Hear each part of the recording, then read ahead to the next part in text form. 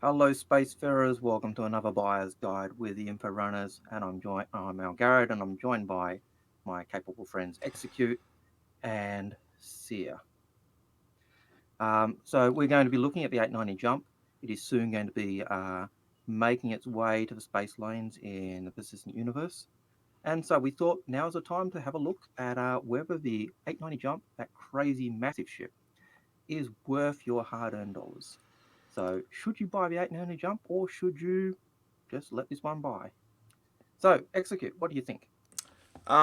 I think this is probably one of the best versions of luxury they've done so far. It's definitely set the standard for luxury. I think it's definitely an upgrade over the 600i.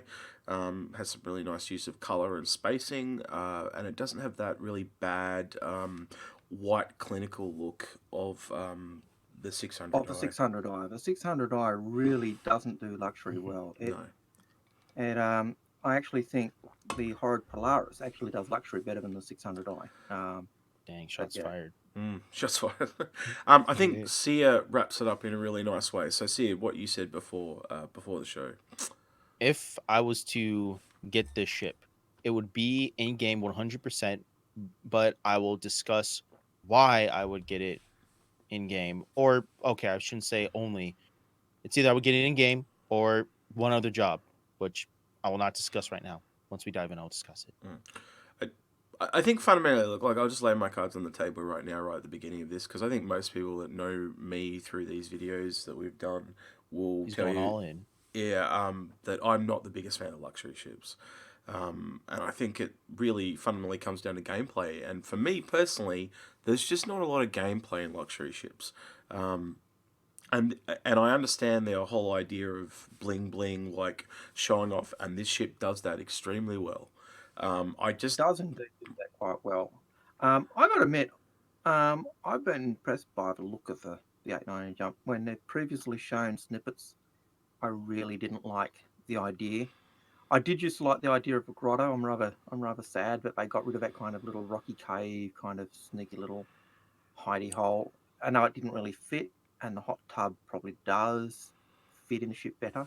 I didn't like the idea of a swimming pool, but again, it seems to work. it does fit it in a really weird way. I wasn't a big fan of the jacuzzi or swimming pool, but um, it does work for it. I think the nicest part of this, and I'm really weirded out by saying this, but is the restaurant. I really like the restaurant area. Yeah, yeah. When I Um, first saw the shot of the restaurant, when they first said, "Oh yeah, and we've got this," I thought, "What the beep beep beep beep beep are they doing?"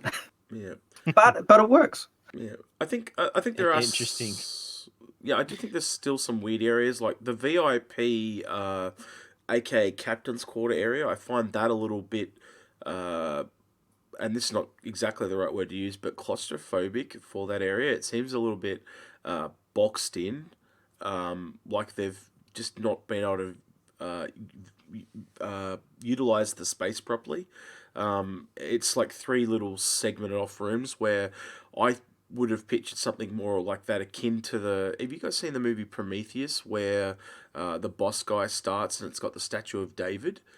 I picture a room like that, like a really spacious room with like a grand piano or something like that. That's what I But see as luxury yeah, VIP, not these three little boxed in rooms on the arse end of a yacht. but when if you go back to what the 890 Jump's original concept art had, the master bedroom was one room Yeah. with a hot tub kind of at the foot of the bed type arrangement. Mm. And this is not just a room; it is a whole suite. And I think that it might be kind of boxed in. It might feel a bit boxy, but Mm. there's no other shipping game where one person basically got a whole suite, Mm. a dining room, a kitchen, an entry hall, bedroom, and Yeah. bathroom. I That's over the top. Yep. this ship itself actually does show that they've learned from the 600i as well. Little things like the crew quarters don't feel tacked on. Like every crew has their own little cabin, not this. What do you call the one on the 600i? Like a Cubicle. shared living space that's got cubicles? Like it's really weird. Um, my only one thing that kind of weirds me out about the ship though is like 2/3 of the ship, and I think I'm being generous when I say that because it feels like it's more than that, is a hangar. And And the I cargo bay. I would have liked to have seen that hangar. The fact that it has two small, or I think they call them extremely small landing pads, for the price of this ship, why couldn't it have actually merged those and you can have two smalls? Or, oh, two extra smalls, sorry, and one small, you know? It would have been nice to say, and I know this is probably a weird thing to say, but something like a Cutlass size or a Freelancer could have technically landed there. And I think, again, it limits the usability of this ship. And I don't understand why at this price point it couldn't have had a scalable sized hangar.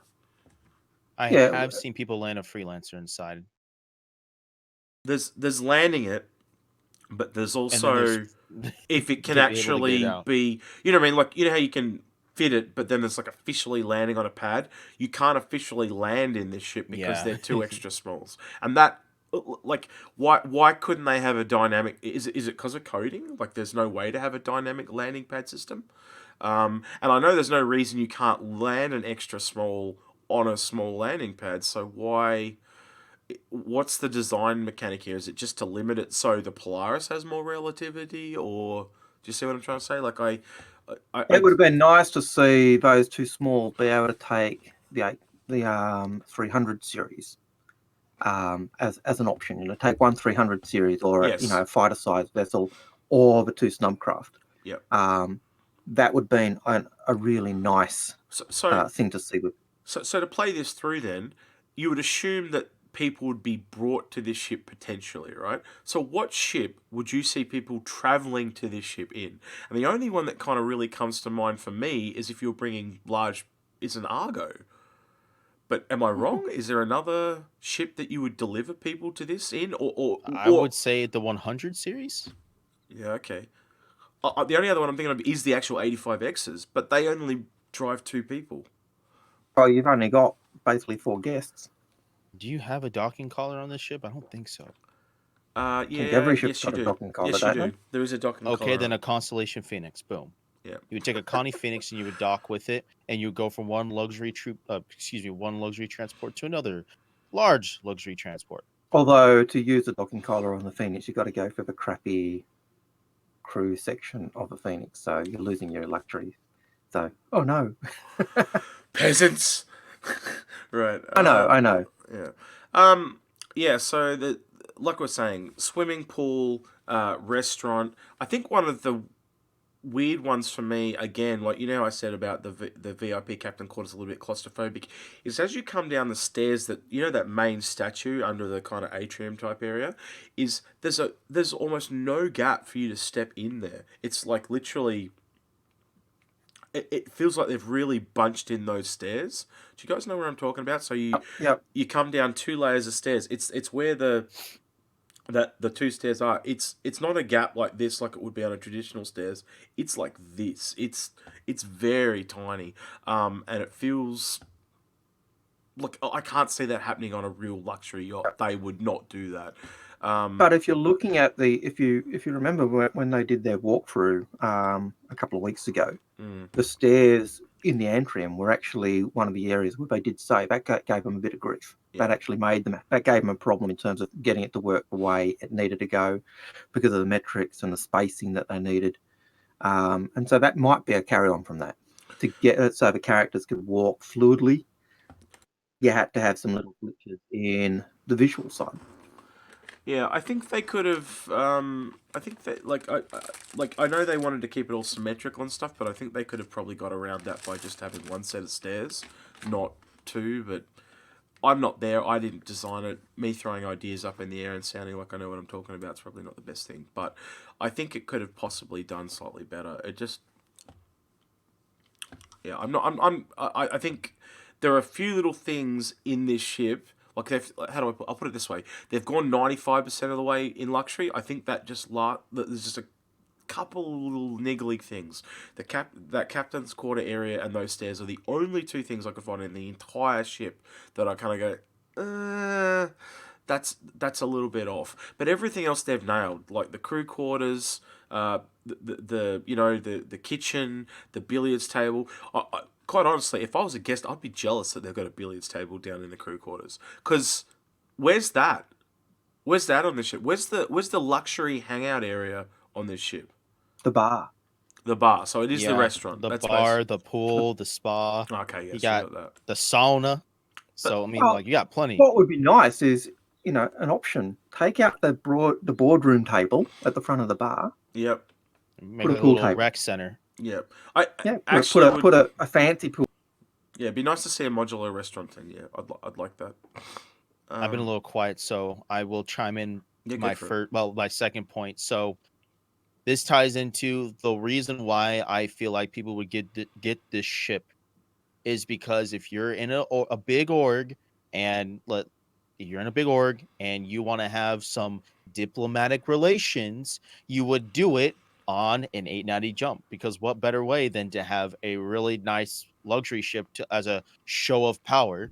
And you do it in the dining room, you digress, you have a couple drinks, you go to the bar, smoke and joke, talk about, oh yes, I'll provide your whole escort for, of course, the fair price of blah blah blah, with my Polaris and my Hammerhead and yada yada yada. Like you would do something like that on a Hammerhead. I mean, not on, excuse me, not on a Hammerhead, on a 890 jump. You wouldn't do it on a Hammerhead because, like, even though you could, it's not as role playing. So those people who have the disposable income, they would they would do that. All right, I got a question for you, Sia, but you can answer this too, Algared, if you wish. It's 47. What? Oh, okay. Your IQ? Cool, no worries. It works. I see this more of as an org hangout ship, not an org command and control ship, which is one of the original things it was pitched as. Because I think you can hang around in that restaurant and socialize, but I don't think you could have some kind of formally structured planned meeting in that same area. Correct me if you think I'm wrong. I mean, if you're the higher ups, then I absolutely think you can. Because if you're a higher up in the org, like there's only like maybe a handful of higher ups. You have the main person is in charge, then you have the executives, then you have the people who are in charge of each section. So like mining, exploration, and like, for example, so it's what, maybe 10 people at most. You don't have to be sitting. You don't find that it's a too casual of a setting though in that restaurant. You wouldn't want to have like a table with like a hollow mat so you could, back in the day how they used to push the little toy soldiers around and go, all right, we're going to attack this way and attack that way. You don't think that Oh, you can excuse command and me, control? They strategic planning. literally at one point said this ship could do command Well, and I control. think that was more I feel like it that could do that the on a players carrot. in the community actually built it as command and control. Okay, So community looked at it and says, "Oh, it's got a sphere globe. Oh, it's got a battle bridge. Oh, it's got right. oodles of point defense turrets on it," which means, hey, it's going to be really good at defending itself. It's going to be a great ship for sitting at the back, commanding and controlling the fleet, and you're going to do it in comfort. Let's So talk about that for a minute. I think that came more from the community, but Let's talk about those guns. Because you just said on a point that, and I think it was you that was reminding me during the week, Algared, or last week. One of you was saying that the guns on it are not as good as a Constellation. Is that correct? Someone was saying something about the guns are not as powerful as they were meant to be. Was it you? I don't think it was me. Okay. So how do you find the Me. guns then? Well, let's go there then. How do you guys find its Well, defense and guns? I I think mean, it I honestly seems. haven't got to shoot them. Every time I tried to get inside Yeah. the turret, it would just get stuck and wouldn't actually deploy and go up. So, I mean, I was like, all right, cool. I'll just keep walking around. But even on paper, what are the guns of the ship like to you guys? I mean, I feel like a luxury ship that's a cap ship should have some decent point defense, but it shouldn't be like I'm basically as powerful as an Idris. Just my 2 cents. Yeah. Yeah, so originally it never had the turrets that an Idris had in terms of offensive power. Its main ability was in it seemed to have, I think, 4 or 5 point defense turrets and maybe 1 or 2 man turrets. Right. And I can't remember what it's got now. I know it's got 2 point defense missile batteries at the front. I think it's got 2 more at the back. From what I can tell, it's got 2 missile defense turrets on top and 2 on the bottom. You've got a man turret on the front, and I think you've got a man turret on the back. And that's all I can see. Yep. It doesn't seem to actually have any active guns that you can just forward-facing fire. Like, I can't sit in the pilot seat and shoot guns. So this does heavily require a crew to defend itself. Yeah, well, but one thing that's nice is it is possible because of that battle bridge. You can actually have all your turrets remotely controlled, Yes, that is correct. and that's pretty good. And when they get to the point where you can put the blades in to make them automated, then those point defense turrets, those missile batteries, I think will come into their own. But at the moment, that's not an option. I Cool. think this So what should. about the two-man turrets then? How Yeah. would we abide by that? Because you said all the turrets could be controlled. So what about the two-man ones? I've been inside the two-man ones. So you would need what? 4 people inside the remote stations and 2 people inside the turret, right? Is So that what you meant? I think what he's kind of saying is you could probably have someone man the 2 point defense turrets on the top and then 2 on the Yeah. bottom, and then so they could be controlled by blades, and then you could also just have the 2 man turrets controlled by blades. But also you can Okay. have them controlled by people if you wish, is what he's trying to say. So you can mix and match Okay. and go both ways. Um, I But think that there's no other ships that can really do that in terms of those options. And yeah. Yeah. again, with the ability to actually control the ship from that position and have all the functions go through there, I think that's a big bonus for the ship. Yeah, so what he's saying is because of the 4 alternative seats, you could have one person on each um, point defense turret, and then you could have one person in each turret. So essentially, you could have 6 people manning all the turrets. And Okay. and, that, and I think that makes it a better, gives you more ability than most ships have, in terms of being able to control those remote turrets. So Okay. How big So how then big are the guns on the turrets on the actual like the 2 man turrets? How big are they? What are the size guns? You guys don't know? Okay. I'd have to go and have a look. no. I can't remember. Yeah. I don't know. I'm starting to wonder if it's undergunned. Like someone was saying it to me. There's something about it. Its guns are not even as powerful as a constellation. That's when you take off the point defense. It's just the guns. The pure guns apparently are weaker than a constellation. So, yeah, I might have to look into that. But I thought you guys might know. But Well, this is where I chime in. It's a yacht. mm, And with that being said, its primary function is a luxury troop transport, which is what this was going to be my second point. The mm, reason why I would absolutely never start off with this ship ever in my life would be because I feel like this ship is going to be able to transfer people who are of higher stature within the UEE. You're going to need one, you're going to need this ship. Two, you're going to need really high faction rating in order to transport these people. It's yep, like if you're an Uber driver or a Lyft driver, are you going to swipe and say, "Hey, I'm going to get a ride from a person with 2 stars"? No, you're not. You're going to get someone that's a 4.9, 5.0. You're always going to go for those people because yep, it's guaranteed good service every time. So, in order for you to be able to unlock the ability to transport these high executives, like let's just say you've been running hard with Hurston Dynamics, right? You've been doing all the missions, you've been getting all the faction rep you want, and then you finally are able to use your 890 jump, which you need to have in order to get these high paying executive transportation missions where you're moving him from Hurston. You got to take him to ArtCorp, or you got to take him to a different system, like a different actual solar system with a different set of planets in the future. It's going to be a really nice payout, but you got to have that ship, you got to have the faction standing, and you need to have the money to support the ship, because if you've flown it in PTU, it is a gas guzzler. You're going to need logistics. You're absolutely going to need a support because you're a freaking flying beacon. Everyone's going to probably want to blow you up if you're going through uncharted sectors. Let me be very clear. Not everyone's mm, just going to blow you up because you're a big ship. It's more of a hassle than anything. You might get poked a couple times, but nothing crazy. I digress. But back to the main point.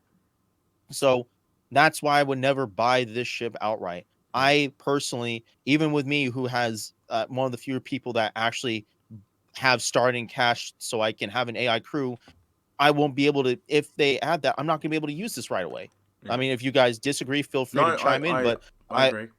I don't why think would they this would. reward I us? don't think you'd That would ever be pay make. to win. I don't even think this would. If you only owned one ship, this would not be one you would own. This would have Exactly. to be like It, a it, second or third ship down the line, yeah, and you I would need agree. other ships to financially back this. I think this is the type Yes. of ship that you would never take into like pirate territory. You'd want to keep it in No. secure space. Uh, It needs to unless be you have to protected. go through pirate area, which why you need an And escort. and Exactly.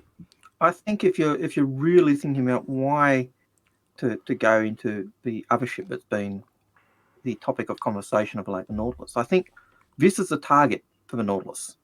You mine the space lanes where you know this ship's going to go to force it to go elsewhere, or to force it to go through those mines and take damage, so you can actually hit it with the other things. Because the shields on this thing are pretty tough. Small ships are not going to take it down. But this ship is not one for going on offense. It's a ship to basically p-bolt when it gets into trouble. Yeah. The other thing that it does share in common with the Nautilus is it's a defensive ship. That's what it is in a nutshell. It is not. It's just not offensive at all. It's yeah. It's designed not to defend itself and yeah. get out. Yeah. It's Like it's it it's a has the runner. turrets. Yeah, It's an oversized I star runner. agree. There we go. Oh gosh, but yeah, I feel like it's going to be exactly for that. You're going to be able to get like even one of my buddies was and I were talking about this a while ago. He has an 890 for this reason.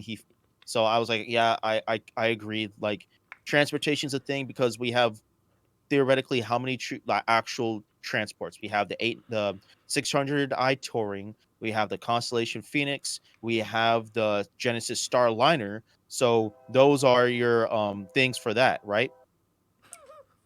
Yeah. It's all good. Yeah. I think at the end of the day, this ship has. It feels like a big bloated ship, and I know there was a lot of fanfare for it because it's a really big ship, but I think once other ships come online, it's a niche ship. It's only there for a particular clientele or type of people that would like it. If you like it, awesome. Then I'm really happy for you. Not a ship for me personally. And I think at the end of the day, my recommendation would be that get it if you like it, but don't make it your primary vessel. And that's kind of where I land. And I think I'm being really nice when I say that because I could be a lot harsher. Unless you have the starting capital. Yeah, I think I'd be a lot harsher, and I could really rip on this ship and tell you like to the cows come home what's really bad about it. But I mean, I'm it's a trying to be cool nice ship. about it. It's a really if you get a chance, get into PTU and try it because it's a really beautiful ship. I ran around that thing for at least an hour looking at every single little detail they added. So for the people again who actually have the ship, they really did a good job, even though it was delayed a couple. Well, I wouldn't say a couple times, but it was delayed from the original 3.6 patch.